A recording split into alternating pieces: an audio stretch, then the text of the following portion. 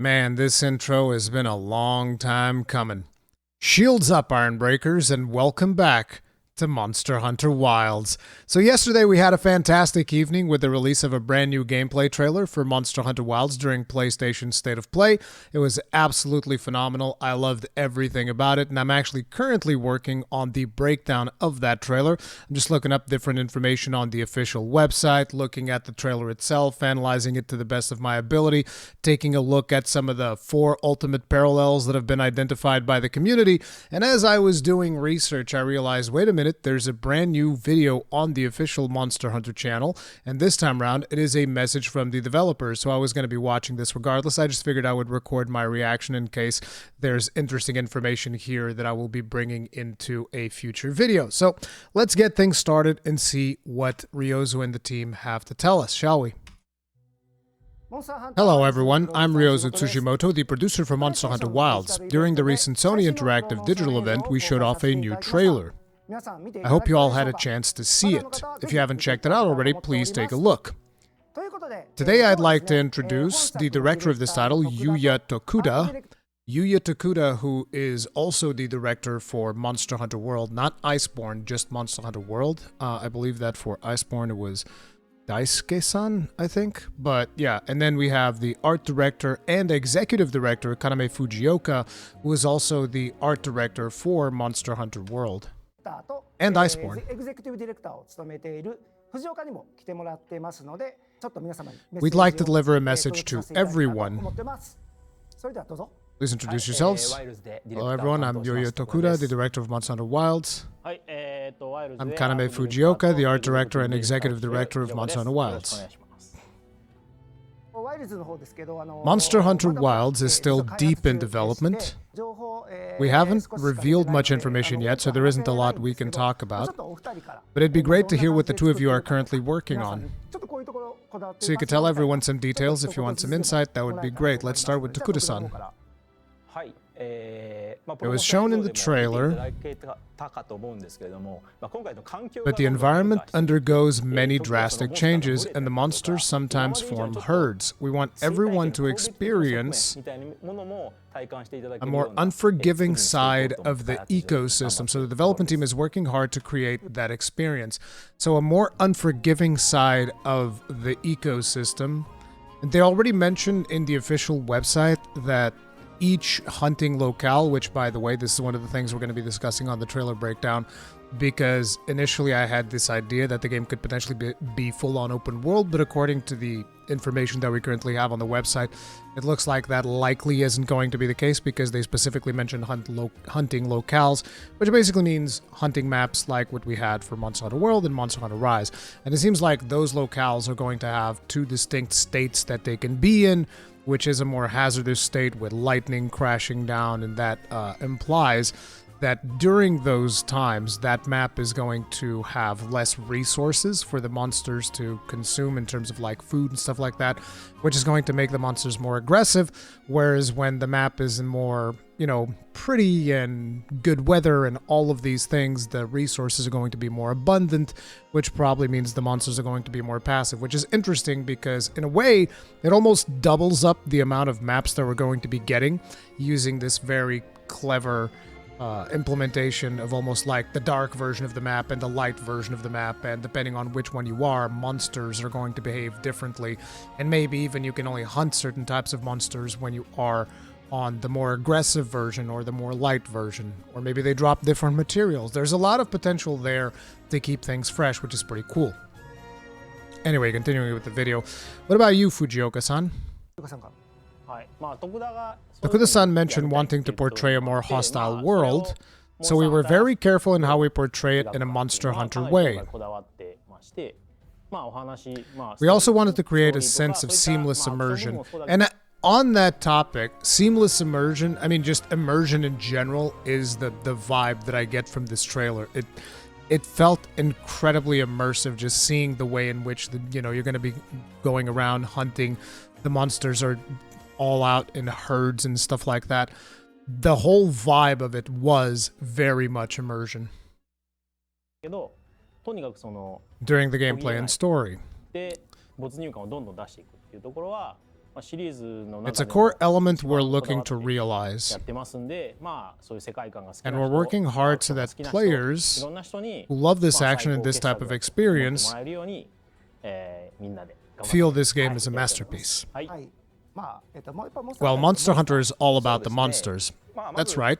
First off, it's been a while since we last had an amphibian monster. What do you mean it's been a while? The Pteranodon's an amphibian monster. That was in Rise. There might even be more recent ones that we've... unless that...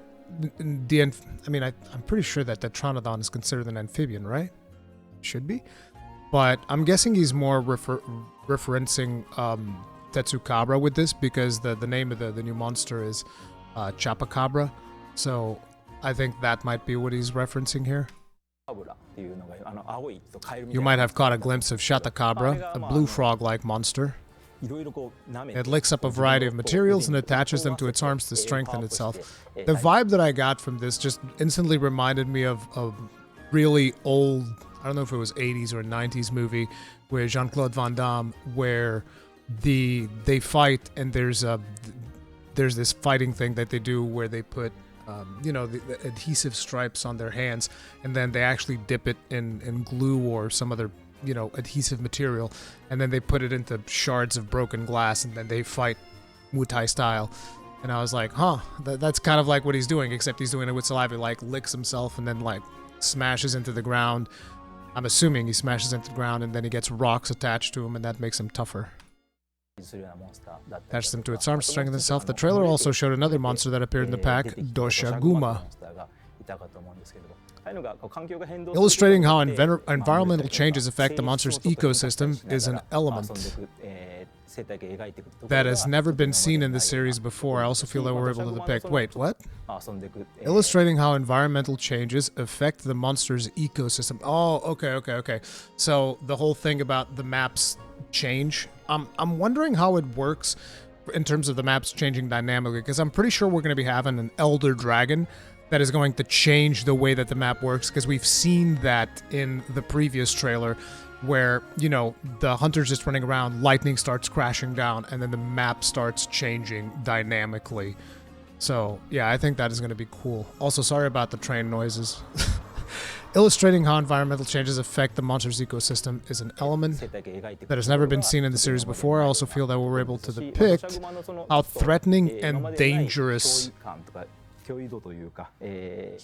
monsters can be with Doshaguma. Yeah, Doshaguma looks super vicious. I particularly love that scene at the end of the trailer where the hunter is blocking the monster's mouth with his sword. I'll be very curious to see what that system is like and how that actually interacts with gameplay, because a lot of times you see some really cool stuff in trailers, but then when you actually see the gameplay, those systems don't come into play quite as much as you would expect. But I'm very curious to explore that particular system in a way that Monster Hunter hasn't previously explored. Also in the video, the player's hunter was shown riding a new creature, Seikret. Can we talk a bit about that? That creature is called a Seikret, and is the hunter's partner in this title. Like Monster Hunter World, Monster Hunter Wilds also has many types of terrain. We created Seikrets in hopes that they will greatly help players explore and travel through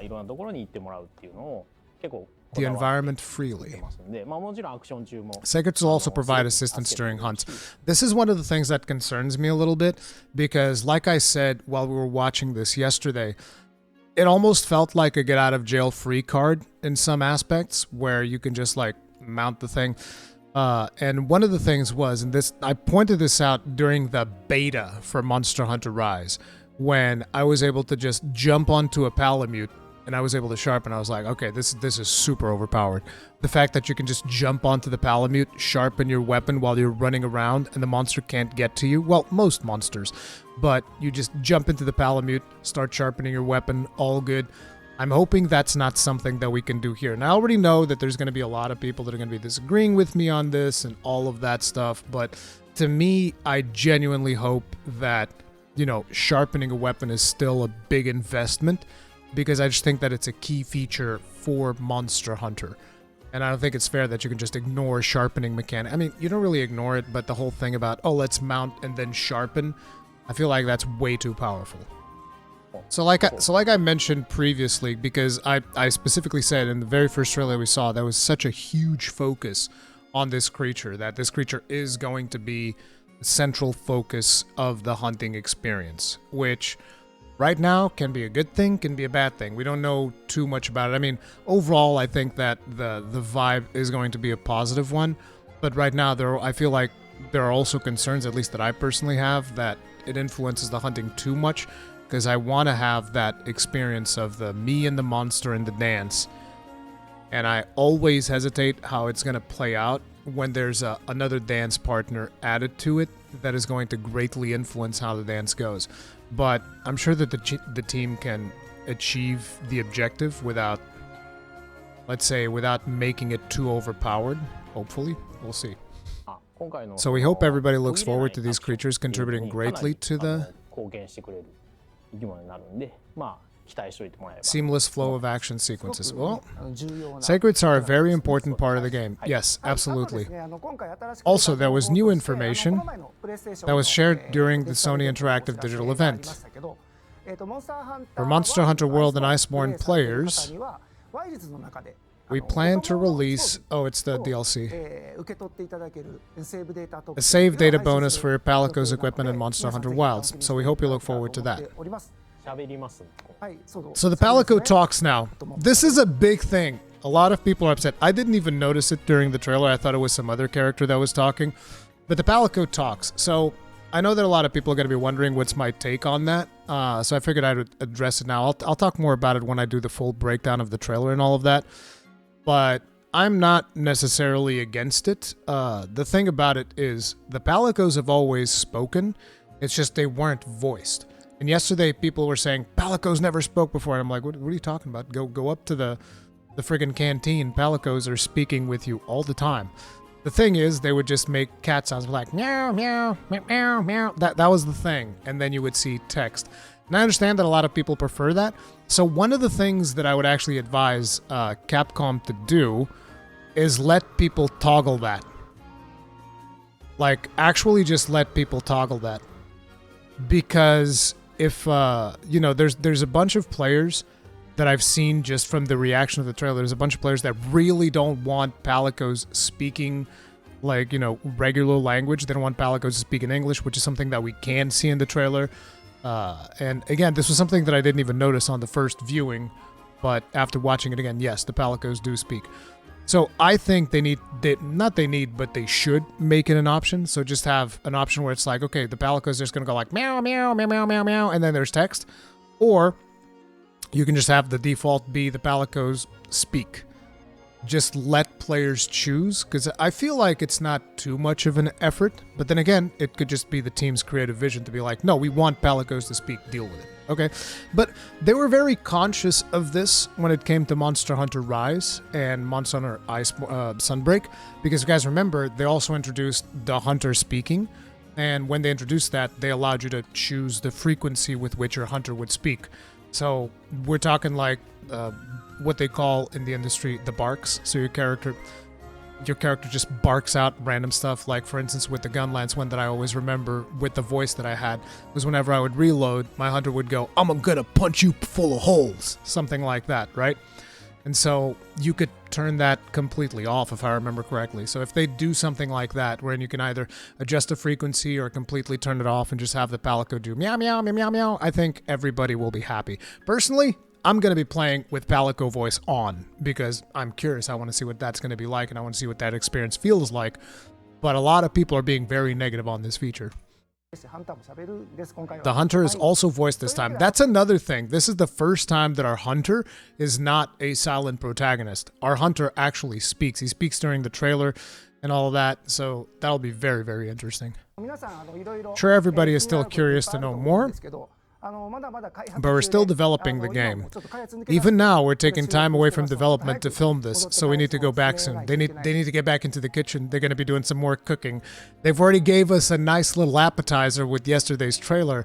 Now they're going to go back in, and they're going to bring us a main course. Just wait until we get dessert. We need to go back soon. Before we bring today's video to a close, we have one more announcement. During the Summer Game Fest digital event, taking place on June 8th, this is June 8th in Japan, for us it's June 7th, live from Los Angeles, we plan on revealing a new Monster Hunter Wilds trailer. Summer Game Fest, June 7th, 2 p.m., 10 p.m. BST, will showcase a completely new monster for the first time, so we hope you look forward to it. Summer Game, you two are also going? Yes, we'll be there to explain the game in a bit more detail. We hope you all are excited as much as we are. Oh, you have no idea. Well then, we'll see everybody soon. Where's my happy hunting? You didn't say happy hunting. I'm so confused. Oh, here we go. See, you can't end. You can't just end a Monster Hunter broadcast without saying happy hunting. Now, I'd like to share some news about Monster Hunter series. Monster Hunter Stories, now with full voiceovers, releasing on June 14th.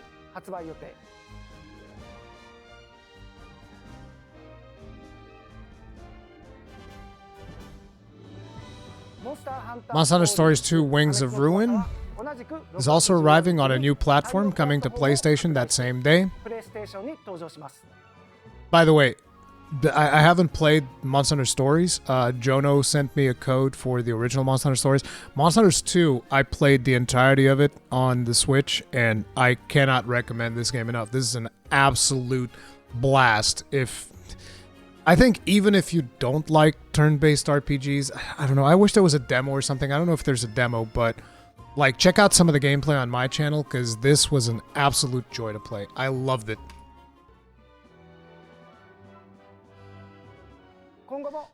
Keep an eye out for the future of the Monster Hunter series. Wait. My happy hunting! There was no happy hunting. I'm sad. Ryozo, why? Nah, this is awesome. I'm super curious to see what more they're going to be revealing now. There is a concern that I also have, because Capcom has this tendency to reveal too much. So, for instance, with both World and Iceborne and Rise and Sunbreak, we got 90% or more of the Monster Hunter revealed. Actually, I think like 99% of the monster roster revealed. The only monster that wasn't revealed is like the very last one. I'm really hoping that with Wilds they don't follow down that path. If there's one thing that I can influence Capcom not to do with the marketing campaign, is please hold some monsters back for us to discover in-game. Please do it. Please. I really hope they do that, because they're already announcing they're revealing a new monster, and we're still we're still only in June of 2024. The game's coming out at some point in 2025. Also, predictions in terms of when it would release. Right now, I'm thinking Q1 2025, so probably around the end of March. I believe I already called it to be the 21st of March or whatever it was. It was a Thursday, I think. But around the week of the 20th of March would be my initial estimates as to where this is going to be releasing, but that's just, a hypothesis right now. Anyway, I'm going to get back to working on my trailer breakdown with this new information that we got here. But for now, that is going to be it. If you guys enjoyed this video, hit the like button, subscribe, bell notification icon, all of that jazz. Thank you very much for watching. And since Ryozo didn't say it, I will. Happy hunting.